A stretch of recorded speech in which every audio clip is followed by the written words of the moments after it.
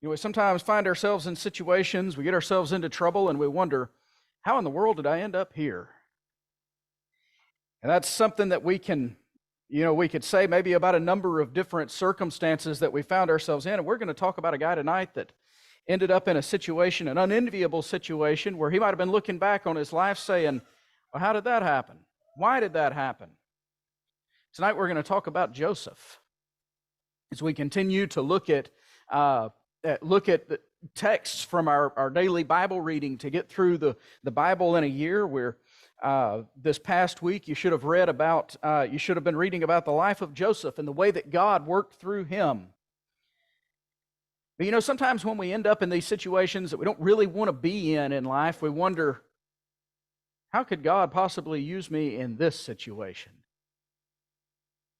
Joseph ending up as a slave in Egypt and then as a prisoner in Egypt. It would have been tempting in that type of a situation to wonder, what could God possibly do with me in this? But as we're going to see, and as if you're reading along with us on our Bible reading plan, you've already seen exactly what God has done through Joseph in that. And we see the way that throughout this account, that God is the one who orchestrated a lot of what was going on. In Genesis chapter 50, in verse 20, as Joseph at the end of all of this is addressing his brothers, he said, "As for you, you meant evil against me, but God meant it for good in order to bring about this present result, to preserve many people alive." What we're going to be looking at in the life of Joseph tonight is the way that God worked in all of his circumstances to bring about something that was very good. Now, in Genesis chapter 37, where all of this begins, where we'll start off tonight, we see when Joseph was enslaved, whenever it really kind of started to fall apart for him. We'll begin in chapter 37 and verse 2. And we see the family dynamic that was going on between Jacob and his sons, Joseph and his brothers, to get all of this going, for all of this to really to go wrong as far as the family dynamic. It says, "These are the records of the generations of Jacob. Joseph, when 17 years of age, was pasturing the flock with his brothers while he was still a youth, along with the sons of Bilhah and the sons of Zilpah, his father's wives. Joseph brought back a bad report about them to their father. Now, Israel loved Joseph more than all his sons, because he was the son of his old age, and he made him a varicolored tunic. And his brothers saw that their father loved him more than all his brothers, so they hated him and could not speak to him on friendly terms. Then Joseph had a dream, and when he told it to his brothers, they hated him even more. He said to them, 'Please listen to the dream which I've had. Behold, we were binding sheaves in the field, and lo, my sheaf rose up and also stood erect. Your sheaves gathered around and bowed down to my sheaf.' Then his brothers said to him, 'Are you actually going to reign over us? Are you really going to rule over us?' So they hated him even more for his dreams and for his words. Now he had still another dream and related it to his brothers and said, 'I had still another dream. Behold, the sun and the moon and 11 stars were bowing down to me.' He related it to his father and to his brothers, and his father rebuked him and said, 'What is this dream you've had? Shall I and your mother and your brothers actually come and bow ourselves before you to the ground?' His brothers were jealous of him, but his father kept the saying in mind." And so what we see here is the dreams that Joseph had, but we also see some dysfunction within the family. We see that Jacob has been playing favorites with his sons. They don't all get treated alike. They're not all shown the same affection, the same love. He's made Joseph a special gift, a special tunic, it says there, of many colors. And it says there, and one of the things in these few verses that we've read, if you noticed, repeated 3 times about the hatred that his brothers had for him. His brothers saw that their father loved him more, and they hated him to the point that they couldn't even have a friendly conversation. They couldn't speak to him on good terms. This was such a terrible relationship that they just didn't want anything to do with him. They couldn't speak with him in a good way. And when he told his dream, their hatred just increased. And it says there in a couple of times there in speaking about the dream, they hated him even more. And so you see a hatred there between these brothers. and it's growing and growing. It seems like everything that happens there, they just can't stand him that much more for everything he says, everything that he does. And we see, and it points out at one point that the reason for this was jealousy. In the book of James, chapter 3 and verse 16, it speaks about the problems that come along with jealousy, and we see this happening in this dynamic between Joseph and his brothers, their jealousy of him. It says, "For where jealousy and selfish ambition exist, there's disorder and every evil thing." We certainly see that within this family. They hated him so much, it says a little further on, they wanted to kill him. But they had a better idea and said, we'll just sell him.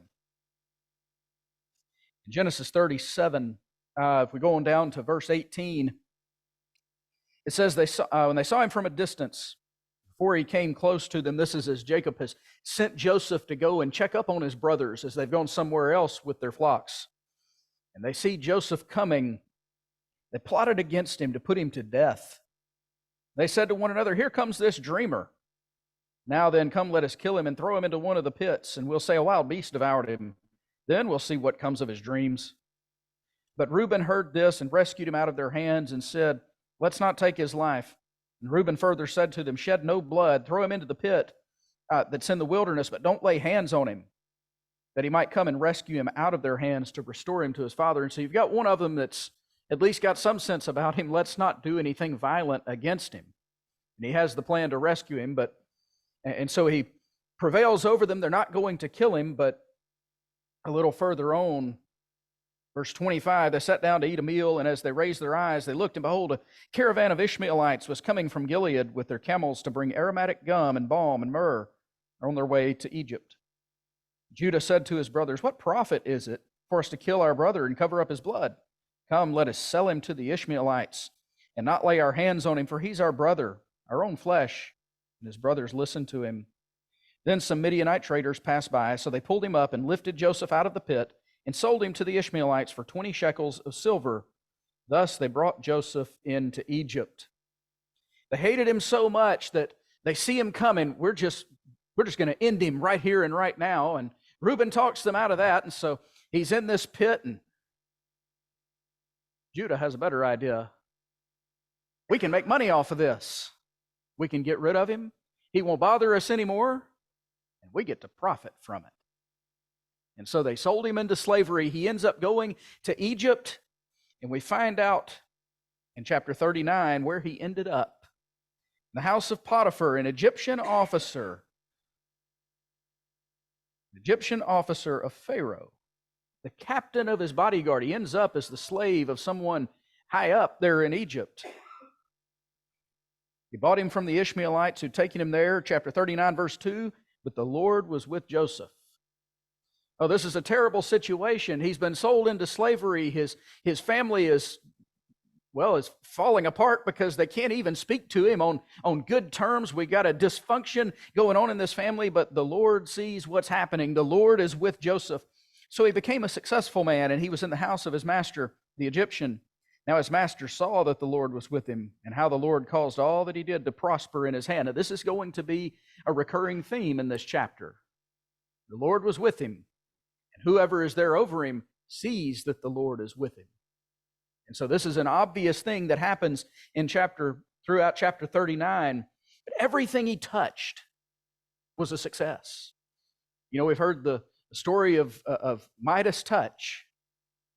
You look at Joseph, everything he touches here, the Lord causes it to prosper. It just works.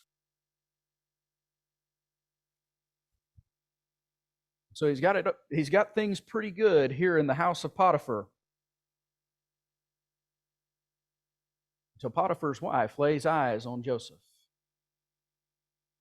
39 verse 9 says, Joseph was handsome in form and appearance. It came about after these events that his master's wife looked with desire at Joseph. She said, "Lie with me," but he refused and said to his master's wife, "Behold, with me, my master does not concern himself with anything in the house. He's put all that he owns in my charge, and there's no one greater in the house than I. He's withheld nothing from me except you, because you're his wife. How then could I do this great evil and sin against God? She spoke to him day after day, but he would not listen to her, to lie beside her, or to be with her. We see a wisdom on the part of Joseph. Now, after he's gone through such injustice, many would be tempted to say, well, you know what? I'm not going to bother with doing what's right anymore. I've been deprived. I've been treated so badly. I can just justify doing whatever I want to do. I can justify giving in to sin. Not Joseph. I'm not going to do evil. I'm not going to sin against God. He has integrity. We see that he still is doing as he should. We see the way that he avoids the temptation. He wouldn't listen. He wouldn't even be with her. That happened one day. He went into the house to do his work. None of the men of the household was there inside. She caught him by his garment, said, "Lie with me." He left his garment in her hand and fled and went outside. Completely ran. The only thing he's concerned about is, I do not want to give in to sin. I don't want to be in this situation. It turns out that she uses this opportunity to accuse him falsely and has him thrown into prison. Now, at this point, when we look at Joseph's life, when we look at what's going on, everyone that knew him at this point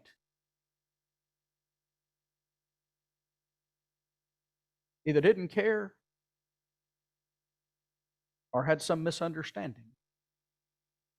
His father thought he was dead.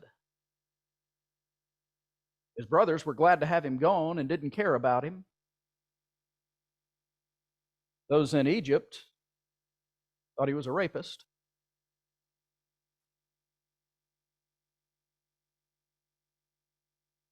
His reputation had been damaged. He's been thrown into prison, but he maintains integrity of character throughout this. Rather than responding with anger and jealousy, rather than giving up, what we see of Joseph is he remained faithful. And it continues on. We see that theme come up again. Chapter 39, verse 21, but the Lord was with Joseph. Something we see over and over again throughout the account of his life. The Lord was with Joseph and extended kindness to him and gave him favor in the sight of the chief jailer. The chief jailer committed to Joseph's charge all the prisoners who were in the jail, so that whatever was done there, he was responsible for it. The verse 23 is almost comical at how outrageous it seems. The chief jailer did not supervise anything under Joseph's charge. Imagine that. The prisoner has been given complete charge of the prison, and the chief jailer won't even pay attention to it. It's not even keeping up with what Joseph does. And notice the reason why. It says, because the Lord was with him.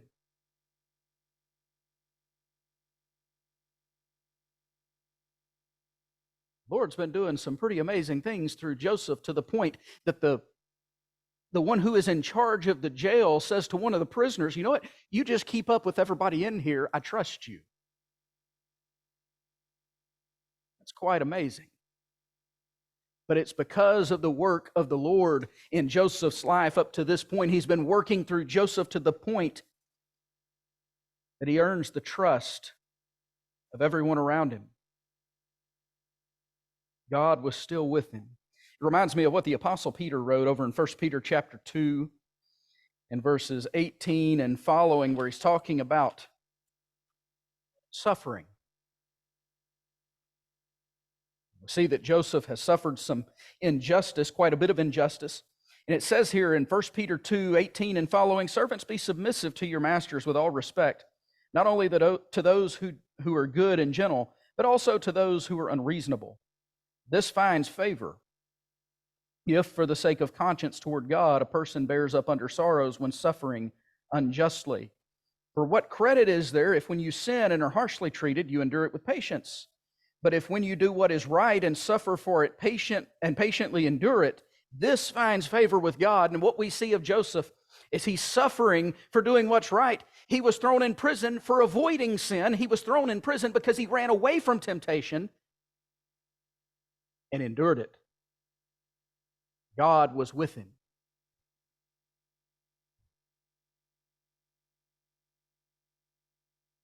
Joseph's put in charge of the entire prison as a prisoner without supervision of what he does. And you might think, well, okay, he's got it pretty good in prison, but as we take a look at all of this, we have to consider what's God doing through all of this. As we saw over in chapter 50 and verse 20, his brothers meant it for evil, that they sent him down to Egypt. They sold him as a slave. He said, but God meant it for good. He sent me here to preserve life.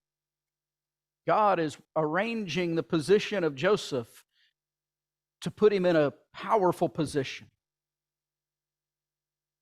You might think, how is a false accusation and an imprisonment going to do such a thing? But that's where opportunity comes along, because Joseph is in the same prison that two of Pharaoh's own servants end up in, the cupbearer and the baker. And while they're there in prison, these two servants of Pharaoh have dreams. The cupbearer relates his dream, and Joseph says, well, the Lord's going to interpret this dream, and explains, here's what this means. In 3 days, Pharaoh's going to raise you up and put you back into your position. You're going to put Pharaoh's cup back into his hand, just like you did before. When the baker hears this, he says, I want you to tell me what my dream means too. So he tells him about this dream that he's had, where he's got the bread and the birds come and eat it. And Joseph doesn't have quite such a good interpretation for the baker. He says, in 3 days' time, you're going to be put to death. Pharaoh's going to have you hanged, and the birds are going to come and eat you. And it happened just exactly as Joseph foretold. And Joseph asked the cupbearer, he said, don't forget me whenever you're restored to your place with Pharaoh. But that's exactly what happened for 2 years. Joseph sits in that prison, in charge of the prison, but still a prisoner, for 2 full years, until a day comes when Pharaoh has a couple of dreams and none of his servants can tell him what this means. And the cupbearer says, well, whenever you put me in prison, there was a guy there that explained my dream, and it happened exactly like he said. And so Joseph is brought into Pharaoh.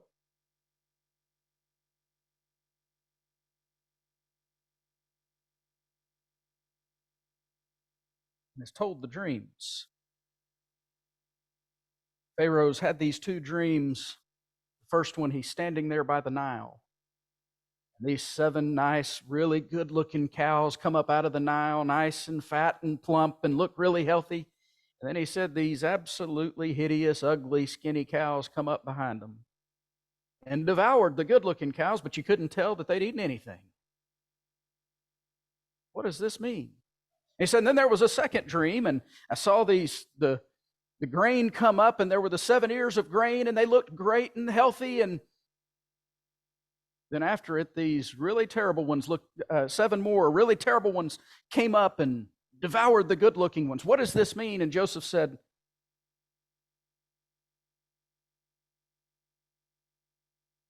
the 2 dreams are one. He interpreted the dream The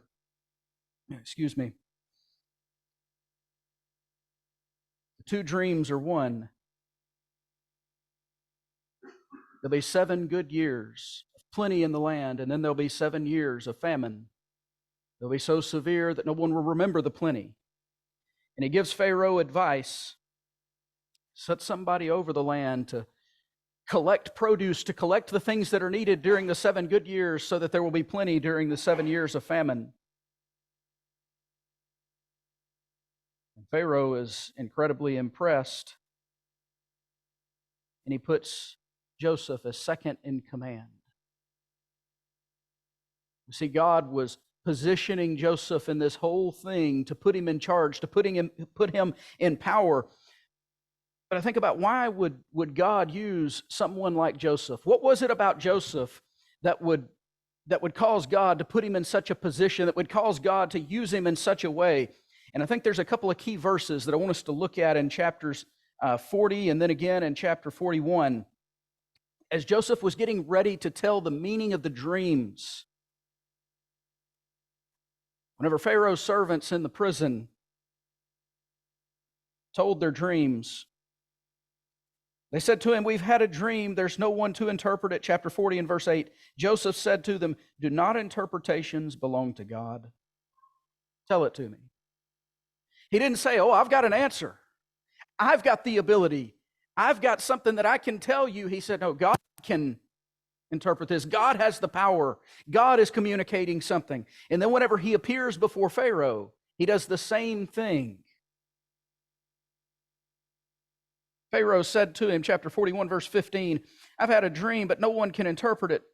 I've heard that it's said about you, when you hear a dream, you can interpret it." Pharaoh's saying, "I hear that you have the ability, you have wisdom, you have knowledge, you're able to do something." And Joseph responds to him, "It's not me, but God will give Pharaoh a favorable answer." Joseph had a humility about him. Instead of taking credit for what was going on here, he pointed to God. He gave glory to God. He was pointing people to the Lord all the way through. "The power's not in me," he said, "but in God to interpret this."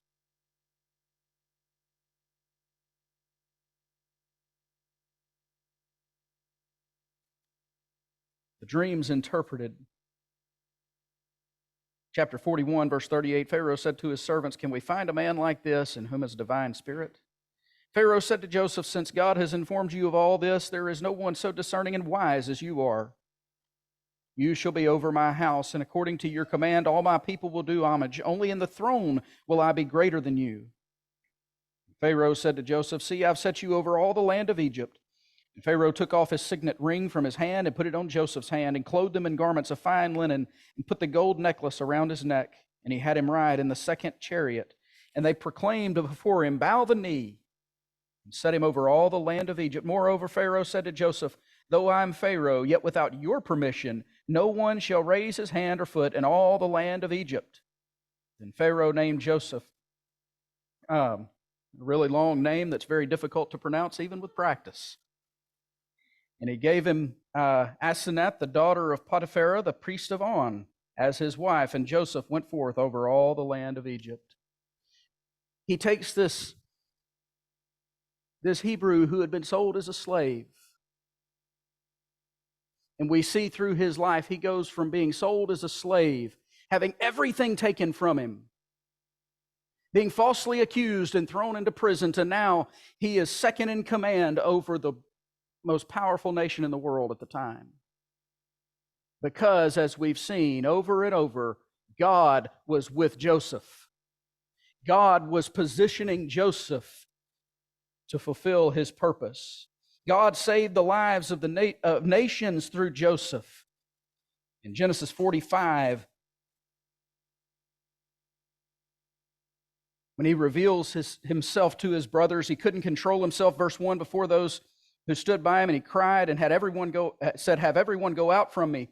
There was no man with him when Joseph made himself known to his brothers, and he wept so loudly the Egyptians heard of it, and the household of Pharaoh heard of it. Joseph said to his brother, "I'm Joseph. Is my father still alive?" His brothers couldn't answer him. They were dismayed at his presence. Joseph said to his brothers, "Please come closer to me." And they came closer, and he said, "I'm your brother Joseph, whom you sold into Egypt. Do not be grieved or angry with yourselves because you sold me here. God sent me before you to preserve life. For the famine has been in the land these 2 years. There are 5 years in which there will be neither plowing nor harvesting. God sent me before you to preserve for you a remnant in the earth, to keep you alive by a great deliverance. Now therefore it is not you who sent me here, but God. He's made me a father to Pharaoh and a lord of his household and a ruler over all the land of Egypt." Here's Joseph's opportunity. He has the position. He has the power. He can get right back at his brothers.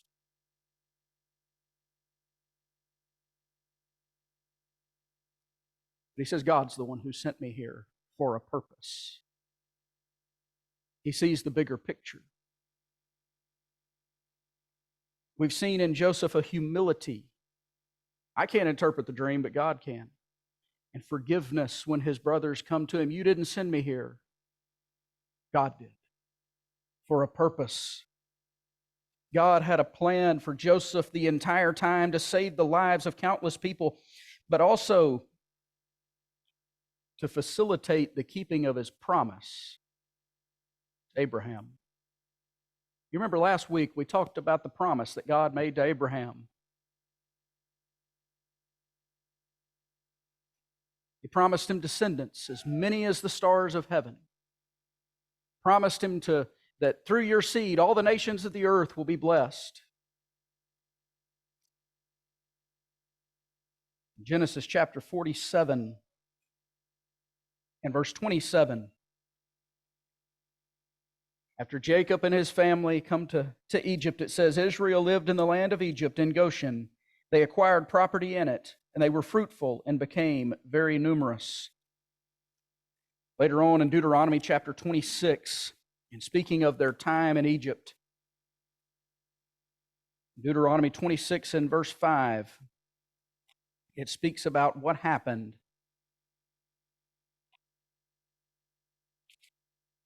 You shall answer and say before the Lord your God, my father was a wandering Aramean, and he went down to Egypt and sojourned there, few in number. But there he became a great, mighty, populous nation. God used Joseph, sold as a slave, falsely accused, thrown in prison, to bring his family to Egypt, where they would become a great and mighty nation, just as God promised. God used Joseph to fulfill his promise. And what we're going to see, if you haven't already begun to see a pattern as you've read through the book of Genesis, you're going to see a pattern in Genesis and Exodus and Leviticus and Numbers and Deuteronomy and every book that follows, that God always keeps his word. And here what we see is God used Joseph to do exactly what he said he would do.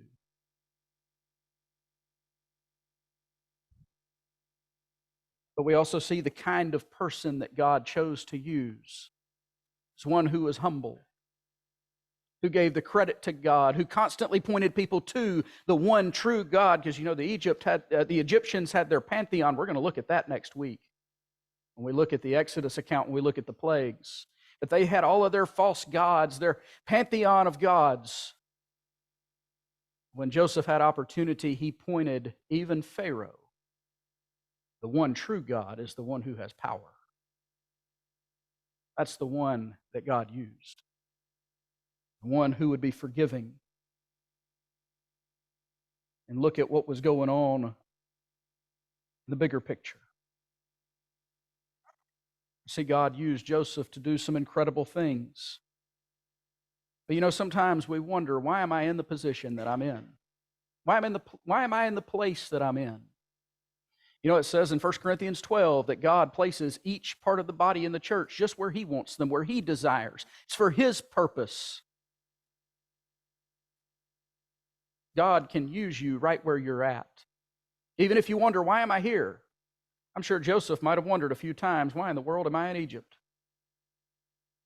What use am I in Potiphar's house? How did I wind up in prison? What did I do to deserve this? But we see God's hand in all of it, using him for a purpose. God can use his people where they're at, if we will but submit to him, if we'll have the humility to point people to him. God can use you where you are. But you know, things don't always happen on our schedule. I'm sure Joseph would have liked for things to have happened a little bit sooner. I want to go back and notice a couple of things in the timeline here over the life of Joseph. If we go back to Genesis 37, a passage that we've already read, I want to point out something specific here. In verse 2, it says that Joseph was 17 years old at the time that all of this family issue was going on. And then if you look further in chapter 41 and verse 46, Joseph was 30 years old when he stood before Pharaoh. Whenever he interpreted Pharaoh's dreams was 13 years after he had been sold as a slave, and he told him there are 7 good years coming, and then there are 7 famine years coming, and it wasn't until the second year of famine that it says that Joseph's brothers came down. 13 years passed before he stood before Pharaoh, and then another 9 passed before he begins to have these interactions with his brothers. 22 years. God doesn't always work on our schedule. But when we submit to Him and put His will first, when we're willing to work for His purposes and point people toward Him, and we're willing to behave as He would have us to, He will work through us.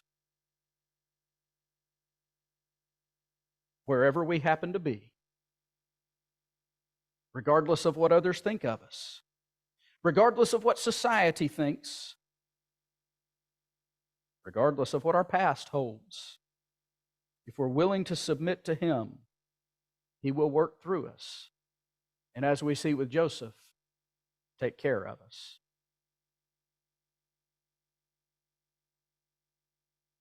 But what we see, or at least what I've noticed as I read through the life of Joseph, is the importance of continual faithfulness. Continual faithfulness when life doesn't make sense. Continual faithfulness when life is falling apart. Continual faithfulness when being mistreated, when being falsely accused. And even when we can't see the big picture of what God is doing. Joseph had to wait decades to be able to fully see what God was doing. But as I look at these chapters that we read about Joseph, I'm reminded of what Paul said to the Romans. We know that God causes all things to work together for good to those who love God and those who are called according to His purpose. It doesn't say that every situation is good, but it says that God can use it for good. He can cause it to work for good. And that's exactly what He did with Joseph. We're going to face situations that aren't good. We're going to be put in situations that aren't good. There are things that will happen to us that aren't good. But if we will trust in God, if we will submit to God, we will continue to put our hope in Him, He can cause it to work for good. But will we be continually faithful? Will we continue to follow in the steps of Jesus, even when life gets difficult, even when it seems like it's been going on and on and on, and it seems like there's just no end? Will we keep walking in the steps of Jesus? Because when we do that, God can work through us. When you do that, God will work through you. He will use you for His purpose. He will use you for His glory. He will use you for good. But would you commit tonight to continual faithfulness? If you've been struggling with that as a Christian, we invite you, come, we'll pray for you and encourage you. We'll build you up in any way that we can. Or if you've never obeyed the gospel, we invite you to take that first step in faith by obeying the Lord, by being united with Jesus in the waters of baptism.